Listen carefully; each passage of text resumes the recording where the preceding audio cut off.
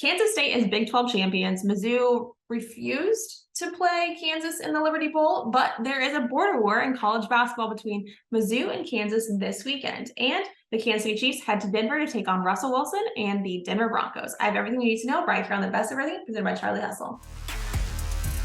You are listening to KC Sports Network, the #1 podcast network for today's Kansas City sports fans. With former players from your favorite teams, informed perspectives, and former insiders, this is the place for you. KC Sports Network is proudly presented by Emprise Bank, your partner in possible.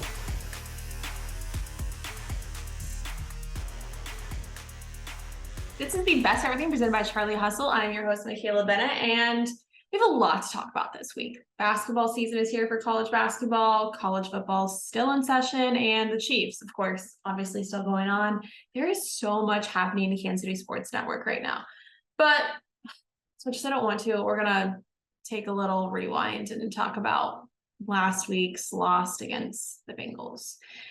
For some reason, the Bengals have the Chiefs number, and I don't even want to talk about it, but in Casey Lab this week, they talked about why the Chiefs can't seem to defeat the Bengals and what the Bengals did right, what the Chiefs did right. And Kent and Matt sat down to talk about, thankfully, this is a Broncos week, which means it can be a nice little rebound week for the Chiefs. They can go in and hopefully get a nice little win, boost their spirits, boost their victory, and go into the rest of the season with a little bit better vibe after that bitter taste that was left in their mouth after losing to the Bengals this past week.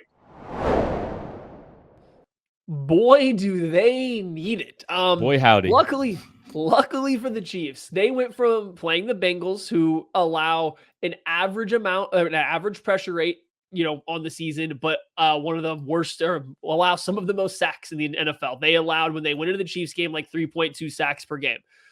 They're going straight from that game where they got 1 sack, and it was because Burrow decided to just take it. They go to the face of the Denver Broncos, who also take 3.2 sacks per game, and they actually give up a little bit more pressure in terms of the rate. So what I'm trying to say is Denver Broncos pass protection is bad. Russell Wilson is not very good at not taking sacks. The Chiefs defensive line should be good here. The Broncos, I think, are down to backup offensive tackles at both positions, with Garrett Bowles being injured. And then on the other side, I think Cameron Fleming stepped in at right tackle, and Calvin Anderson is playing left tackle for them. Like, if there is ever a game for the Chiefs defensive line unit and these defensive ends to show up and help Chris Jones, this is the one. Like, this is the game that they kind of do have to put their best foot forward. I don't know if they necessarily need it to win the game, but this is a game against this defensive line. You should kind of see them dominate. This is the type of game that you would really like to see this Chiefs defensive line go out and kind of impose their will. That way, you at least get your hopes up a little bit going into the playoffs or down this home stretch. My thing is, I think they're going to generate more pressure than they did last week, but I want to see them finish some plays too. Like, I think that's the thing I want to see this week. It's not just generating pressure. They got to finish some plays this week. And, Russell Wilson, he'll have some moments where he's a little bit more slippery, believe it or not. There's still some of those moments in there from him where he'll slip out of some stuff. Now, it's a little bit more fewer and farther between than it's been historically, but it's not like he's just a stationary target still. So I need to see this team finish some of these pass rushes, not just disrupt, actually finish some of these plays. I think it's going to be pretty important. This is a chance for some guys to get right, get some confidence heading into, the second or the end of the season as we're getting closer and closer to the playoffs. There's some weaknesses along the offensive line. Dalton Risner, not playing, probably. He has not practiced the first 2 practices this week. So that's another one to kind of keep your eye on. If you can get after this group that's hobbling, it's going to go a long way in their ability to kind of win this game and win it comfortably and not make it a slugfest, not make it a game that doesn't need to be close. So, the Broncos have given up 3 or more sacks in 9 out of their 12 games this year, including 4 times out of their last 5 games. Like, this is not a difficult team to sack multiple times. You can get a lot of pressure on this Denver Broncos team. So if the Chiefs can't get pressure, if the Chiefs can't get consistent pressure in this game, then maybe it is time to start to panic a little bit, right? Then maybe there is. I saw something that, the Cincinnati Bengals offensive coordinator got on, Get Up, one of the NFL Network shows, and just talked about how Joe Burrow came and said, hey, I think the Chiefs pass rusher, that defensive line, they get out of their rush lanes too often, and that's going to give me space to escape. Guess what? If you see Joe Burrow not get sacked by this team, and then you see the Denver Broncos not give up sacks to this defensive line, it might be out. The word on the street might be out about how you beat this pass rush. Something this pass rush is doing incorrectly, it could be out there based purely on just something that simple, because there's just no way you could go a game against the Bengals and the Broncos back to back and only come out, with a couple sacks here or there. You got to be able to finish a little bit more often. I know Steve Spagnuolo is probably going to blitz Russell Wilson. Russell Wilson's not one of the quarterbacks that you are not allowed to blitz like a Joe Burrow is. Like, you could definitely blitz him. So maybe they will get some pressures and some sacks off that. But I'm really going to be focusing on the 4-man rush, because they're going to need it. They are going to need it in the playoffs, especially if they see the Cincinnati Bengals again. They are going to absolutely have to have it. And you just got to start seeing that trend upwards again, like it had been up until this point. Then all of a sudden it took a huge step back last week. So this is just a good rebound spot. Well, speaking of quarterbacks and blitzing, on 3-Mod this week, the guys sat down to talk to K-State quarterback Will Howard on the win versus TCU for the Big 12 championship. Now, this was a huge game for K-State. This was a massive win for the Wildcats. TCU undefeated. But Will Howard gives us his take about what it was like that entire day and what it meant to him to have this ending, not really ending because there's still a bowl, but ending to Big 12 championship, Big 12 game, and how electric this was for the entire team and for him as a quarterback. Man, it was surreal. All of our goals, all of our aspirations were started with winning a Big 12, and that's what we'd been saying since January. It was just so cool to kind of be out there and see the confetti flying. It was kind of see all that hard work kind of come to fruition a little bit. It was really cool. Is there a favorite moment that you have that'll like stick with you, or a favorite memory from the day? I mean, I think the kick, just like seeing Ty running on the field, kind of giving him a high five, seeing him smile, running on. I knew there was no doubt in my mind that he was making that kick. Just the way he was running on that field with so much confidence, and I couldn't even look. I was sitting over on the sideline. I was just looking at the ground, saying some prayers, and but I just heard the eruption of the crowd, and that's that feeling, and running out on the field and celebrating with my teammates. I'll never forget that. That was awesome. Did you say something to Ty when you were running off the field that got him to laugh, or was that just him? Yeah, I just kind of looked at him. What I said to him was, "Let's win a championship." So I don't even know if he heard me. That's just kind of what I said. We just looked at each other and kind of knew, like, here we go. And I knew he was gonna bang that thing. He's been playing so well, kicking so well, and just getting the ball in his hands to win the game. That was awesome. Oh, I can't believe it, man. He's smiling out there. I'm trying to take video from my seats, Will, and I can't even keep my hands still. They're shaking so bad on the video. So for him to be able to just go out there so calmly and make that kick was incredible. Well, K-State did enjoy a nice win over TCU for the Big 12 championship. The World Cup is still going on, but America is out of it now. And on Soccer Talks this week, Allie Trost Martin sat down with Tom Bogert to talk about America and the U.S. and the World Cup. And was this kind of what was expected of America? Did America live up to their expectations? A lot of people rallied around America this year for the World Cup, people that don't really normally watch soccer. And it was a big, cool time in Kansas City to watch the U.S. take on all these different teams. And ultimately, like, this was maybe a lot of people's way into becoming a soccer fan. So on Soccer Talks this week, they talked about just that and how next time, like, Kansas City is going to host the World Cup and what that means to U.S. team and to Kansas City as a city. What is your assessment of the 2022 World Cup for the United States and what it means in the grand scheme of things, given, the fact that they missed out on the last World Cup and they're going to be here in 2026? Yeah, so obviously the last World Cup was an outlier. That just making the World Cup shouldn't be the expectation. It should be progressing. Getting to the knockout rounds, I thought was just about meeting expectations. There were some good performances. There were some lackluster parts of it. Nothing was perfect, but nothing was, totally imperfect. So it's weird, I think, how nuanced that I'm coming away from it with. Because look, like defensively, they were really good. There was a lot to like.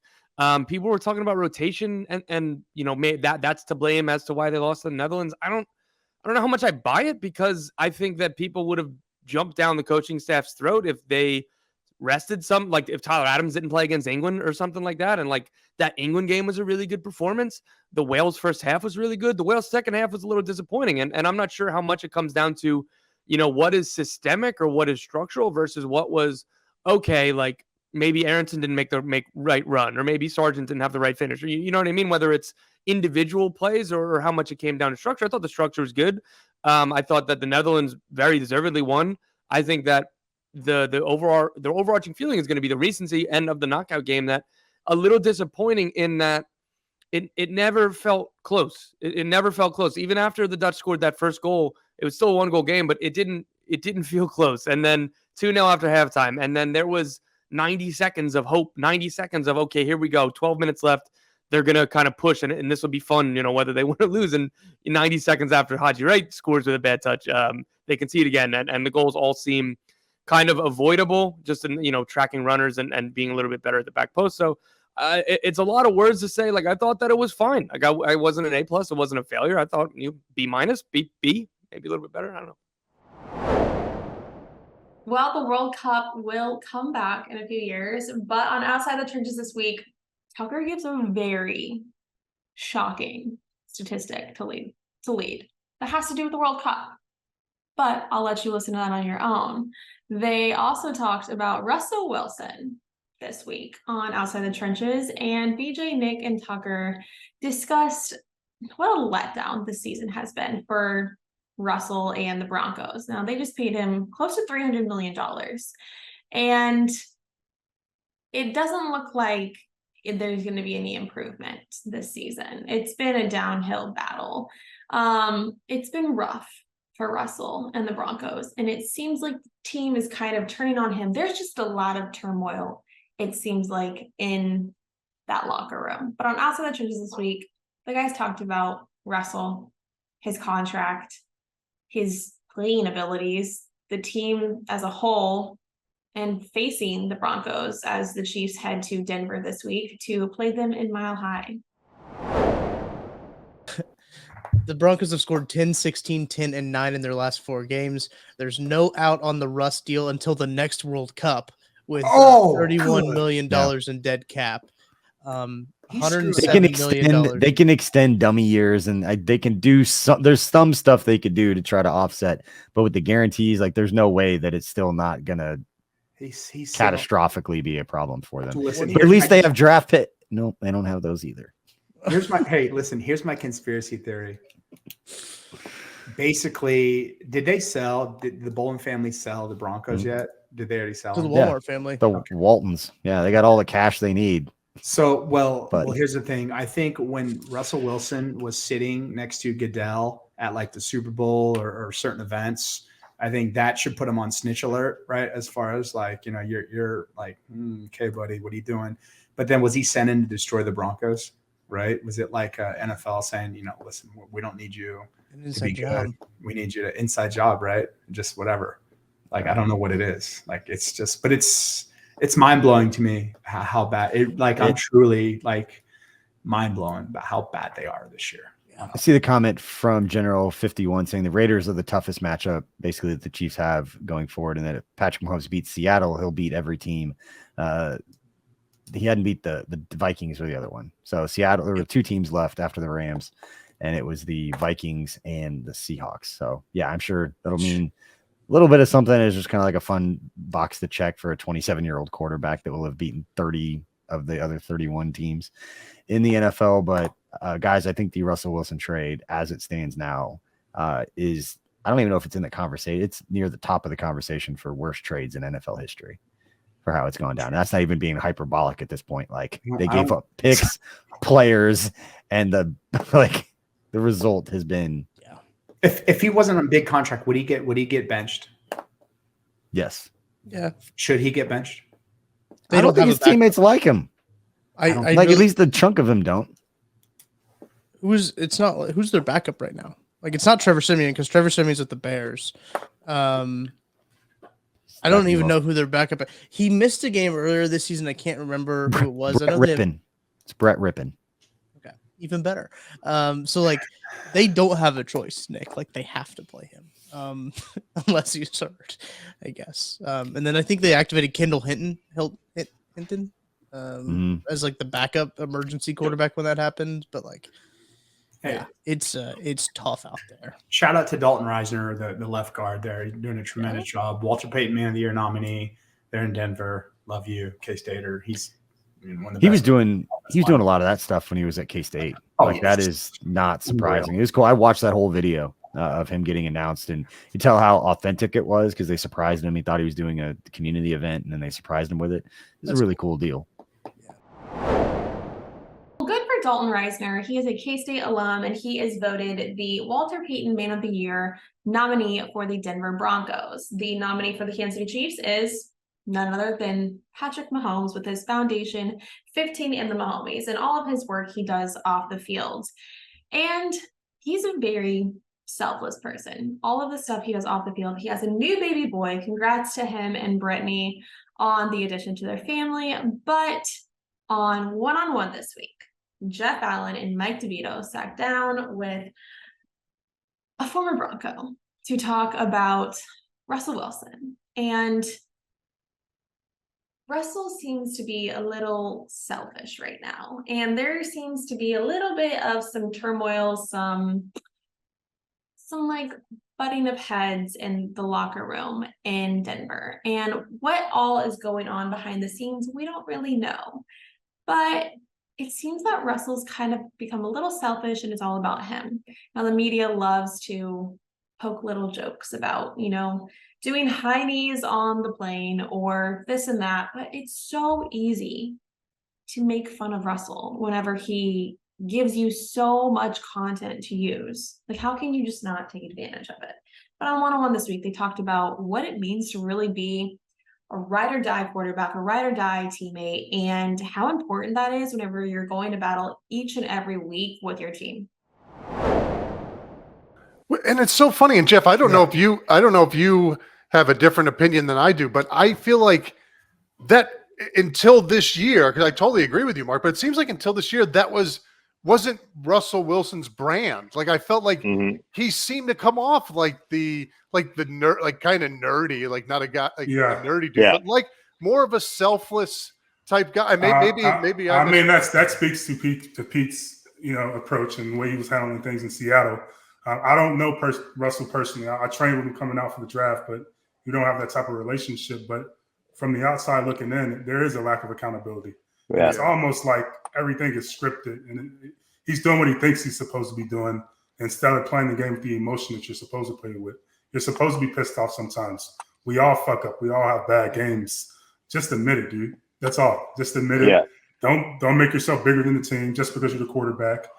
And go win some football games. And I think that it'll be better if you can do that. But let me ask you guys a question, because this was brought to my attention. And again, like no inside information on this, but I saw it during training camp. His wife is famous, and I get that. And, and all the other families are out there, at training camp under a tent. They are too. They all go out to the porta potties if they have to use the restroom. She has free reign, and the kids have free reign of the Broncos facility. And, and free reign of the facility, every day of the week if they want to come over and do whatever. And like, here's where I would be. Like, we had days like on Tuesdays or whatever, I'm coming over to get treatment. I've got one of my kids with me, and it was, this is the way we operate. This is the way we behave. And you're by my side the whole time. But like, I would never, even if I had that kind of gravitas within the organization, I would never, ever abuse that or do something that my teammates weren't given the same privilege to. And so, and again, this is things that I've heard. I witnessed during training camp, and I don't know if it's true or not, but like little things like that. And again, it's a lack of what is perceived or what I believe to be a lack of being aware. There's a tone deafness. There's a tone deafness there that would really bother. I think would really bother me as if I was a player over there. And this again, somebody reached out to me and said that they thought this is what was going on within that, and I don't know, but if it is, I just again, it'd be just another way that you've set yourself apart from your teammates, and that to me is not cool. Well, looking to college football, it is bowl season, and the rumors have been swirling. Whatever happened, we don't exactly know the reasoning, etc. But Mizzou refused to play Kansas in the Liberty Bowl this year. Now, there might be a few different reasons, but Kansas will now play Arkansas in the Liberty Bowl, and Tucker Franklin, Mizzou fan Tucker Franklin, got on Ain't No Seeds podcast to talk with Braden and Anthony about Mizzou's decision to not face Kansas in the Liberty Bowl. And was it a smart one? We don't really know. We'll never really find out. But he talks about why he thinks Mizzou chose not to play Kansas in the Liberty Bowl. Mizzou didn't want to play Kansas in the Liberty Bowl, which no one knows if that's true or not. Obviously, Drinkwitz came out, posted the picture of the stadium in Memphis saying we'll play them anywhere. AB, obviously, I want to get your takes from a KU perspective. So, yeah, you go first, talking about just the KU-Mizzou bowl game fiasco. Yeah, I mean, I don't know. It's really, hard for me to not pick and choose, but I feel like if I call Mizzou hypocrites, they're going to call KU fans hypocrites. Like, now you want to play us? Oh, you did this for 8 years. I think all of us here have been very strong and adamant on the take that KU and Mizzou should have never stopped playing, regardless of which conference they were in. It wasn't the fans' decision to not play the game. What pissed me off about when this announcement came out is everything, word for word. Drinkwitz said it in a presser. I tweeted the clip. It's everything Bill said, and maybe Drinkwitz, he's the kind of guy who wouldn't surprise me if he was trolling everybody and just took an old Bill Self quote from 5 years ago and put that into his words for Mizzou. But it's just all the rallying around it just was so bizarre to me. And then the reasonings they wanted to play before Christmas, or we're not scared to play a 6-6 team. You're not excited to play a 6-6 team. You're playing 7-5 Wake Forest. That's not any better in the Chameleon Bowl or whatever the hell it is. It was very annoying, but also kind of very funny because I feel like that storyline that we've had attached to us for almost a decade now is kind of just gone because both schools can say that you guys backed out of something. So it feels like that's just swept under the rug now and we can get back to playing each other. And then, Tucker, obviously I want to hear your point from a Mizzou standpoint. I think you were super passionate about it. Obviously Bill Self for a while said, we don't need to play Mizzou. Basically Mizzou needs us. We don't need them. So I kind of wanted to know how you felt just on Bill's thoughts throughout the years on not playing Mizzou, and then I guess obviously just Mizzou and this whole bowl game situation. So it's interesting, right? I know a lot of Mizzou fans did bring that up, the whole Bill Self comments in whatever year that was, 2012, about not playing, and people were saying, well, he said it on the record. This is just a source of Dodge. It doesn't matter. When it's out there, it's out there. It doesn't matter who said it or where they said it or when they said it. But I agree with you, AB, in thinking that, I mean, I never wanted to stop playing Kansas. I never wanted to see that go away. If it was up to me, they would still be playing in both sports. And I think my first reaction when it came out, actually, I got a text from Matt Lane at the KC Laboratory. He sent me the screenshot before he tweeted it out. And he said, "Oh no." And I saw that and I read it and I was like, no. gonna be a long day.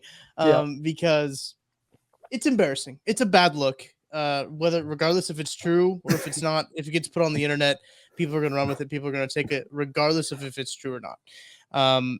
Do I think that there is possibly some truth to it? Yeah, I mean, I went on the Mizzou That's Who podcast literally 2 weeks ago and said, I don't want to play Kansas if I'm Missouri, because if a 6-6 Kansas team beats a 6-6 Missouri team, that's a bad look for Missouri. So since Kansas is not playing Mizzou, On Booth Review this week, Kent Swanson sat down with Jordan Gusky to talk about Kansas still going bowling, and they are playing Arkansas in the Liberty Bowl, like we just said, but Kansas is going bowling, and that's a pretty big deal. We wouldn't have expected that before the season, but what does this game look like for Kansas and the Jayhawks? And Jordan and Kent talked about just that, what it means to face Arkansas, what it means to play in the Liberty Bowl and be playing in December for the Kansas Jayhawks. So we find out it's not Missouri. It's a battle for the right to use the word Kansas in your state name. It's Kansas versus Arkansas, the Razorbacks in the Liberty Bowl. Initial thoughts about KU playing Arkansas. What you think about that? Yeah, I think and this is something that I think Lance and I think Sam as well talked about during their teleconferences after the announcement. But there are some similarities, I guess, in how Arkansas hadn't struggled for as long as Kansas, but both are in, early stages of a rebuild of sorts. This is sort of like, in a way, as close as it can be to Arkansas's year two, this year two for Kansas. So there are some similarities. So I think it's interesting to see where these teams are. A team that's trying to break through in the SEC against a team that's trying to break through in the Big 12 that's had some really interesting wins in the last couple of years. So I thought it was a great matchup for Kansas to get to as a measuring stick for where they are in year two of Lance. It's going to be a little interesting, I think, with Arkansas, and there's going to be time we'll be discussing this on this show down the road as we're getting build up towards that game. But I think one of the interesting things that I'm going to be monitoring is you look at the turnover that's happened at Arkansas since the transfer portal opened up. A lot of players have left. And Barry Odom, their defensive coordinator, just took the job at UNLV. So they're out their defensive coordinator too. You see a little bit of, I don't know, chaos isn't the right word, but there's just been some big transitions already since their season ended at the hands of Missouri. Their regular season ended at the hands of Missouri. Kind of just fascinated to see what kind of version of that Arkansas team actually shows up. Well, we will see what bowl game is electric, as the bowl season is now here, and so is college basketball. And we have a border war this weekend. Mizzou and Kansas basketball will play each other. And we have border war. Border war is back with Jarrett Sutton and Jeff Hawkins this week. And Jeff gives his recap on what it was like playing in Mizzou. And Jarrett and Jeff talk about the rivalry between this border war and what it means to the fan base, to the players. All around, this is a great rivalry in college basketball. But border war is here. It's here this weekend. And Jarrett and Jeff sat down and talked about their experiences with the border war and what it means that it's back. Yeah, every time we came to Hearns, Missouri always rates toughest arenas to play in. Obviously, when you kick in that rivalry, I thought Kentucky was pretty. I mean, that was a hostile environment to play in just because how loud it can get. But Missouri's for sure my top two, I would say. Sometimes it would depend on how serious it was between K-State and Missouri, but most of the time we always knew Missouri was a hostile environment. It got a little hostile at K-State, but again, that's a little in-state, so it's just not as vulgar. They hate us there, but you said it. I'm with you. You said it. I'm with you. I hear you. But for real though, Missouri was still to this day one of the toughest arenas we always had to come in and play in because we knew it was gonna be a battle. Every time, no matter if you guys had a down year, if we had a down year, it doesn't matter. That game, it's gonna be live and. Credit to you guys as fans because they brought it when we came in. We just knew coming to that game, it's not going to be easy. Literally, their six man is crazy. So you better come ready and prepare. Otherwise, it's going to be a long night. Let's dive into this matchup. A tale of two different teams. Yeah. The Mizzou side, it's a lot of veteran transfers. a freshman, a talent from KC and Aiden Shaw that we've talked about, very athletic. This is a Missouri team that, they have Isaiah Mosley, who's a Columbia kid, and DeJuan Harris, who's a Columbia kid. So I want to start there with just what when you put yourself in Isaiah Mosley's shoes or DeJuan Harris's shoes, it's a homecoming for both. It's a huge game for both. Obviously, Isaiah's, at Mizzou in Columbia, so it's a little bit different. But with DeJuan, he's going back to his hometown. He's been in so many, obviously won a national championship, been in the Final Four. But this feels like it could be a little bit of a different feeling for him. I don't put it past him because I think he's such a composed kid, and I think he's so tough and mature and smart and just does everything, like blocks out noise and all that stuff you want in a player. What do you think is going through DeJuan Harris's mind right now? Like going home knowing he didn't get recruited by Mizzou. He goes to Kansas, wins a national championship. There's so many storylines I find interesting in this matchup.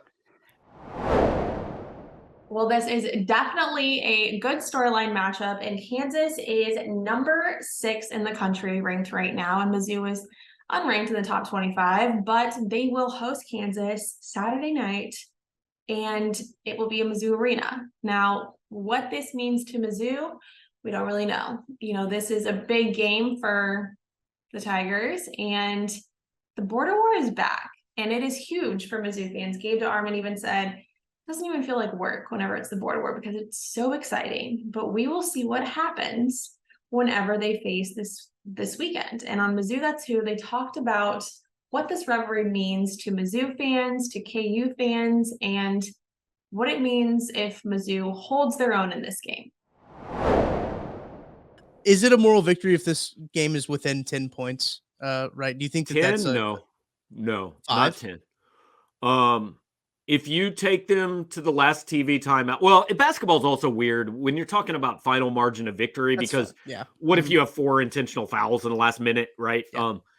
If you take this game to the last TV timeout and you've got a realistic shot to win, I think you can come out of that feeling good. Yeah. But I won't go moral victory. Look, I'm just gonna be honest. I'm not making a prediction on this game beforehand because I don't have a clue. I can easily see a world where Missouri wins this game. I don't think that's being a homer. People I know that cover Kansas think Missouri's going to win this game. But I can also see a world where you just go, maybe we should have been a little more realistic of how they got to 9-0, and Kansas wins this game by 20. I can see that. And I don't know which one's more likely, which is why I'm not making a prediction because I don't have a clue what we're going to see. I want to go in there on Saturday. I want to see 2 things. I want to walk in and feel like, okay, this program matters again. I'm going to come to games here and it's not going to feel like a chore, which it has way too often in the last 10 years. Not every year. That's discrediting Konzo. We went to the tournament twice. There have been some days. But what I want to see over the next, not just on Saturday, but the next couple months is, okay, this seems sustainable, right? It's not going to be like this for every game because this is KU, but there might be some other games where you can see 13, 14, 15,000 people here for a game that matters. And then I just want to see a game that lives up to that. Whether Missouri wins it or not, I just want to see a game that truly feels like a big game because it hadn't happened much. The only year that Missouri's provided us what could have been big games in the last 5 years, COVID was going on. Nobody was there. Right? So it's been, and even that, we talked the Iowa State game where Porter was making his debut. That was a batshit atmosphere, but then 5 minutes later it wasn't. And really the rest of that year we didn't get that. Jarrett talked about it a little bit, and every time I talk to anybody who played basketball here, 2012 or before, they just say, I just want to see it be what it was, man. I talked to some of the 2002 guys at a game last year, and they said, I feel bad for these players that this is the atmosphere they're playing in. So they're going to get a taste of it on Saturday. And then Dennis Gates' job is to make that come back, right? Like the fans are going to show up because it's KU and because they want to make their Grady Dick sign and they want to boo Bill Self and they want to do whatever they're going to do on Saturday. But then it's up to the program to make that atmosphere come back for somebody that's wearing a different uniform. And, again, like I told you guys beforehand, this rivalry is one of the few things that this doesn't seem like work to me. This is going to be 4 hours of like, oh my God, I get paid to be here. Well, it doesn't seem like work to Gabe, but the Chiefs will have some work to do this offseason in the safety position. And on 21 questions this week, there were 21 questions. And one of them was, what will the Chiefs do this offseason to help in the safety position? What type of player will they get? Will they make some trades? Will they draft someone? A lot of things to discuss there. On 21 questions, they answered just that and what the Chiefs should do this offseason. I know it's way too early for this offseason to improve their safety position. Yeah. How would you assess the play of the Chiefs safety this year? How does that play into the offseason strategy, e.g. free agents, draft, Thornhill? We have covered the safety position and how they played a lot, but the draft part of that and the offseason strategy is not something that we've covered a ton of. They got to add bodies. Like they really do. It's a little bit scary, the level of play that is occurring back there. Now, I will say, and it was one game, and it was against a team that is broken in half against the Rams. Justin Reed looked a little bit better against the Los Angeles Rams, playing next to Brian Cook. Now, we'll see if that continues. I don't know if there's a correlation there or if it's just, hey, the Rams offense stinks, and he was able to just kind of tee off on some stuff. He has another good game against the Bengals. He and Brian Cook look good together. There's reason for optimism there that may change the strategy a little bit. But as it stands right now, Juan Thornhill might be back, but I don't think it's going to be in a position where they're going to start him. I think it would be as a rotational guy. And I don't know what you have to do with Justin Reed here. I mean, obviously you're committed to him and you got to hope that he's going to get better, but it's starting to look a little bit like an Anthony Hitchens situation where we're going, hey, yeah, he's one of the leaders of the defense. He's one of these brainy guys that knows the defense inside and out. And then after the snap, you're a little bit like, oof, that's a little bit rough to watch. So ideally he gets it turned around because that would go a long ways. But as it stands, I mean, Maddie, you got to invest in that position this offseason. And that sucks because that's not a position that you love to invest in.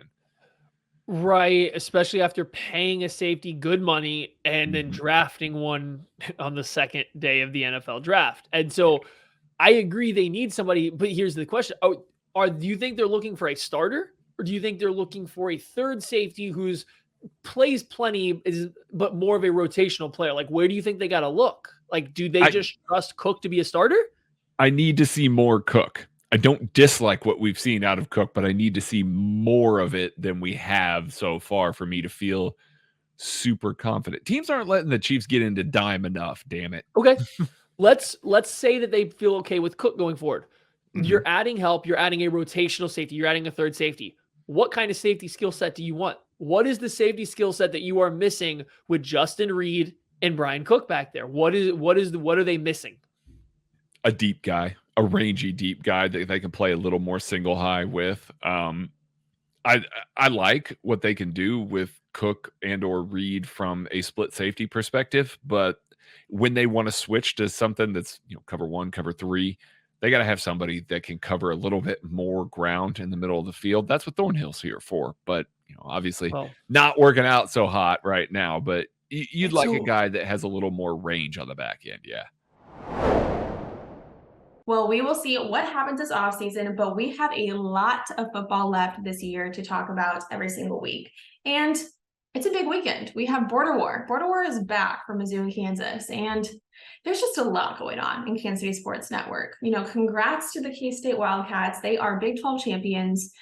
Everyone's going bowling. Mizzou, Kansas, and K-State. And now Kansas City Chiefs are hoping to go back to the Super Bowl.